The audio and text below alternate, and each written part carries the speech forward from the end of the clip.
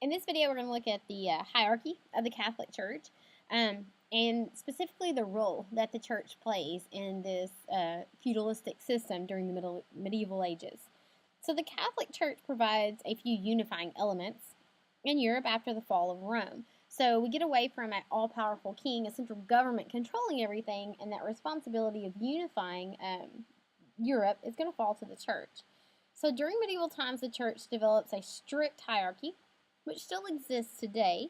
And the levels of this hierarchy include, and we're going to go through this pyramid here. It looks a lot like the pyramid that we saw for the social stratification of society during the feudal times.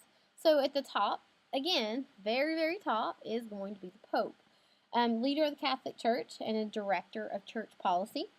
Below him are your cardinals, appointed by the Pope. They both advise the Pope and select his successor when the Pope dies. The Archbishop, the supervisor of a large region or major city. The bishops, a priest in charge of a particular region or church government post. And at the bottom, the most numerous, are the priests, a minister who performs most day-to-day church activities, usually associated with a specific church or church organization. So, keeping that in mind, let's talk about the role of the church.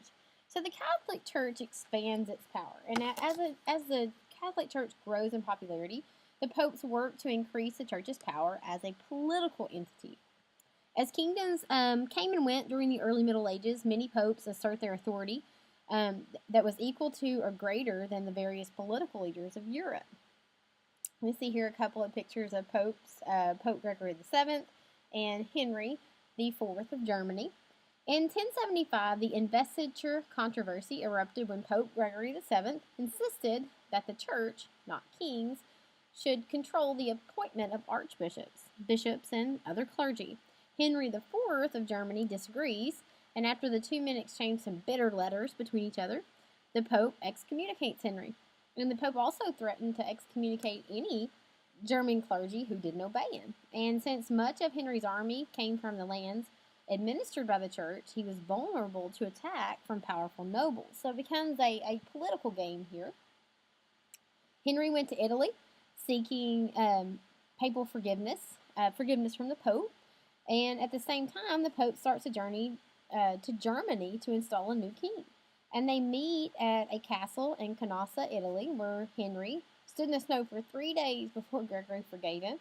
And though this episode resulted in a dramatic collapse of royal power, the Pope was unable to control other European monarchs in the same way. And the rivalry between the church and the state is going to continue for centuries. However, there's no question that Europe was united under this Christian faith. Throughout this era, the Catholic Church dramatically expands its property holdings and becomes the largest single landowner in Europe, and in the process making it extremely wealthy. At this time in history, and even arguably to today, land equals wealth, wealth equals power. Many popes hope to use this growing power and wealth of the church to unify Europe into one large Christian state. The monastic movement. A Christian movement called monasticism, which had begun in the 3rd century, became more popular in the 5th century. Concern about the growing worldliness of the church leads to criticism by those who feel that a meditative life, organized under strict regulations of silence and obedience, physical labor, and religious practices, was closer to the true meaning of Christianity. So throughout Europe, religious men and women established secluded enclaves called monasteries that were dedicated to these ideals. Men in these communities were called monks, while women were called nuns, and they lived simple lives, often in basic communal dwellings. And the most prevalent of the time was the Benedictine monasticism, modeled after the life of Saint Benedict of Nursia, who lived from 480 to 543. The Benedictine monasticism involved taking 3 vows: chastity, poverty, and obedience. And most monks lived highly structured lives and engaged in activities such as producing copies of classical works, which they did by writing the complete work out by hand, reading, studying, and manual labor, especially farming, which would also serve as the monastery's main source of economic support. So they'd grow the food that they need and then survive on it and sell the rest. The Inquisition, which we alluded to in class. The monasticism was not the only new movement in the church. Other new religious orders, such as the Franciscans or the Dominicans, which were enclaves and specific sects of the Catholic Church, dedicated to particular things, are going to dedicate themselves to working in the community rather than retiring from it. So while the monasteries pull away from society, the Franciscans and Dominicans are going to want to live within the society and try to make it better. So founded in the early 19th century, the Franciscans and Dominicans were both mendicant orders. Members took vows of poverty and depended upon charity to support them so that they could devote all their time to preaching and aiding the poor and the downtrodden. The orders were also a response to the growing number of heretics who had become disillusioned with the church and were interested in ideas contrary to church doctrine. And we're going to talk about some of those heretics later on, of what the church calls the heretics, in John Wycliffe, John Huss, and then later Martin Luther. They hoped that providing examples of religious men and women leading godly lives in service to the community would draw people back into the church. Many continued to deviate from church doctrine, so in 1233, the church established a special court called the Inquisition in order to combat heresy.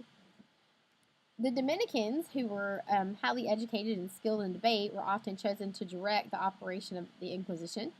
Accused heretics were brought before the Inquisition, so brought before this court, and if they admitted error, they'd be released after a penance was administered. And if they were slow or uncooperative, they'd be tortured. And a convicted heretic was burned at the stake. So during this Inquisition, a lot of the heretics, or ones who were accused of heresy, would be burned at the stake at the hands of the church. University. As new kingdoms and the church grow during the early Middle Ages, so did the need for educated, capable administrators.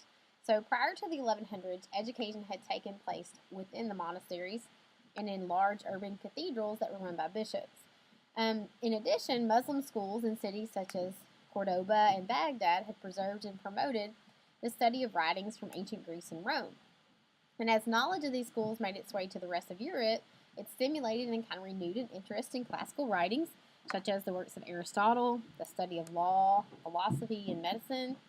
Groups of students and teachers in Europe are going to gather to study in groups known as a guild, or universitas in Latin, and these are going to evolve into universities. So the first European universities developed in Salerno and Bologna, Italy. Others are going to be established in Paris, France, and in Oxford, and in Cambridge, in England. You probably recognize those names as universities that are still around today. Discussion questions, and again, write these down. If you have any questions about them, let me know. Henry IV's power depended on the fealty, remember fealty means loyalty, of powerful vassals to supply him with knights and foot soldiers, i.e. on feudal ties and relationships. However, this actually gave Pope Gregory VII an advantage over him in their showdown in 1075. Why was this? Number 2, monasteries were places where men and women lived lives based on the principles of chastity, poverty, and obedience. Yet many monastic orders become wealthy and powerful during the Middle Ages. Why do you think this was so? Does this mean that monasticism failed in its own terms or succeeded? Explain your reasoning there. And number 3, the Middle Ages saw a rise of both the Inquisition and the universities as independent institutions of learning. Do these two developments seem basically compatible with each other or at odds with one another in some ways? And explain why you think so. Write these down. We'll go over the answers in class. If you have any questions, please let me know.